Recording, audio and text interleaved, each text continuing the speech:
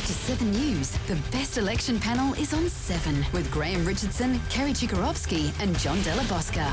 Then Academy Award winner Denzel Washington in the big action thriller, Deja Vu. And on 2 at 7:30, a special double heartbeat mystery, followed by Inspector Morse. Christina Keneally makes her final push as Barry O'Farrell prepares to take power. Dozens of seats set to fall, with final polls predicting a coalition landslide. Traffic chaos as a massive concrete block falls from a truck on the F3. And Greg Inglis shines in the Rabbitohs' thumping win over Parramatta. This is 7 News with Mark Ferguson. Good evening. Labor's 16-year reign in New South Wales is expected to come to a crushing end in a few hours as counting gets underway in the state election. State political reporter Lee Jelisek is at Parramatta tonight. Lee, the Liberals might be cruising to victory, but Barry O'Farrell's campaign hit a roadblock today. That's right, Mark. The Liberal leader had to abandon his campaign bus on the Central Coast after a traffic obstruction on the F3 meant the only way back to Sydney was via public transport. Meanwhile, Christina Keneally hit a snarl of her own when it was revealed she didn't even vote for herself. Christina Keneally needs all the help she can get, and then some. While chasing every vote in her seat, the Premier revealed she couldn't even vote for herself. Yes, I vote for Michael Daly, but you know that happens. A change in electorate boundaries moved the Premier from her own seat. After a public campaign, a vote in private. The final insult in a controversial 16-month stint. This is about a campaign. I'm doing what the leader of a party should do. No sympathy from the Liberal hoping to dump Ms Keneally from her seat. It would be a shame if you were the Premier and couldn't vote for yourself, wouldn't it? The thought of leading a party internationally renowned for its scandals to its worst ever defeat was clearly taking its toll. Ms Keneally doesn't know what job she'll have tomorrow or even whether Barry O'Farrell will allow her the entitlements of an unelected former Premier. I know the media love that sort of commentary. Just what the Premier didn't need, another huge snarl on the F3. A concrete spill from a truck forced Barry O'Farrell to ditch his bus in favour of a train back into Sydney from the Central Coast. Just another reminder to those of us in Macquarie Street that we have to focus on roads, on rail and the problems people have with them. According to the polls, Barry O'Farrell won't just win a promotion tonight, he'll write his way into the record books with a massive landslide win. And unlike his rival, he was able to vote for himself. How are you? O'Farrell, Barry Roberts. With added support from his wife. Best way to deliver change, vote one Liberal in the lower house, Liberal in the upper house. But he's not celebrating victory yet. The feed will go up. I'll crack a beer at 6:05 and then just wait for the results to come in. But up until then, you know, nothing's certain. Up until the votes are counted, nothing's certain. So. Now, I reckon that may be a victory beer Mr O'Farrell is enjoying right now. As you can see, the counting is just beginning here at Parramatta, but everyone knows who the next Premier will be. The only question that remains is how big Labor's obliteration will be. We'll know in a couple of hours, Mark. All right, Lee, thank you. Lee Jelisek at Parramatta there. Now to Paul Caddack, who's at Marrickville, where polls have just closed. Paul, that's one of many long-held Labor seats that the party is now set to lose.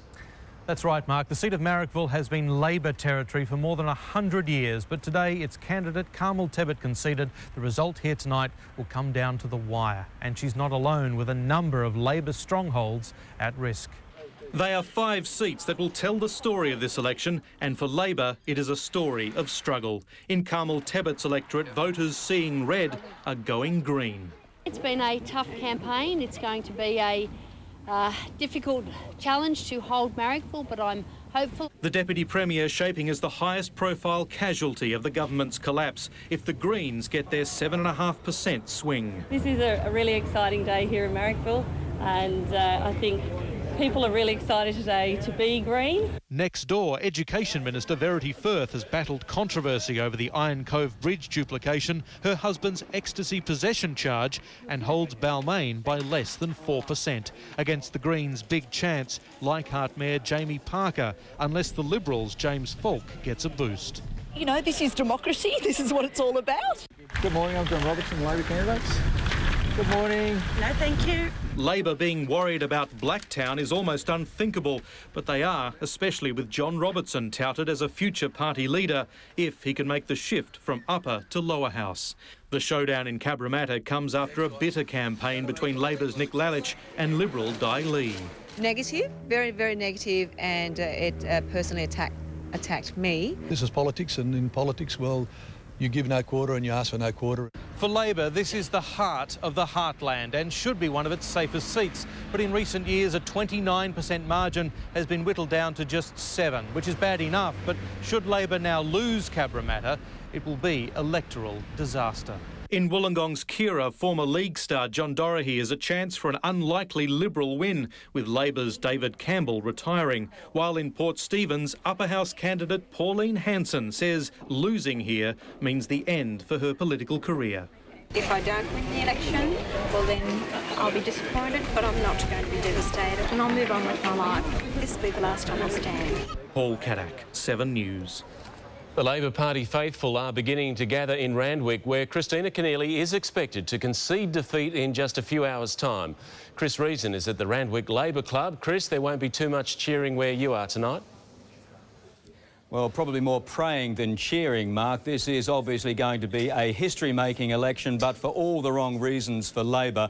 There are 3 campaigns expected to assemble here tonight. The first and foremost, of course, the Premier's Christina Keneally's for the seat of Heffron. Also, her Police Minister, Michael Daly, for Maroubra, and Paul Pearce for Coogee. I spoke to Miss Keneally's people a little bit earlier. They said they still have no idea when she might be turning up here tonight. It is a very fluid situation for her. She's been out campaigning up until the stroke of 6 o'clock. But as you can see behind me, the room here is extremely bare, extremely empty, perhaps a sign of things to come, but I guess we should be fair and point out that the doors only opened here at 6 o'clock. Still, Mark, the lights are expected to go out pretty early here, and that's not just because of Earth Hour. Chris Reason at Randwick, thank you. And 7 will have extended coverage of the election tonight, beginning at 6:30 right after the news.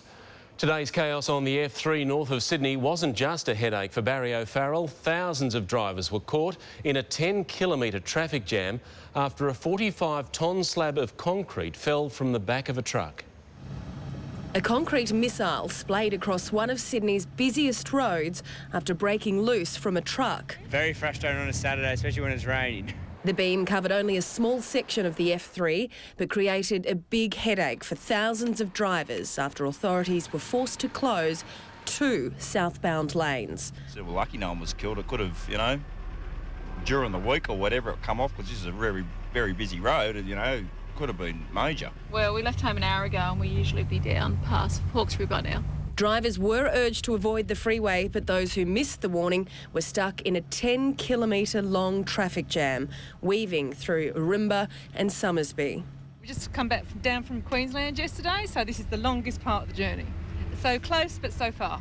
Lane closures added an extra hour to the trip south before traffic was eventually diverted through northbound lanes. Like all of these contraflows, we've learned some detailed lessons about how they put them into place, but where I was this morning and where we are now, it has worked better than I thought it would. The contraflow got traffic moving, but had to be diverted again when a specialist crane was delivered to begin the salvage operation. We've had to source a 200-tonne crane to assist in recovering the actual concrete beam. Drivers are being urged to avoid using the F3 as the recovery continues tonight. Talitha Cummins, 7 News.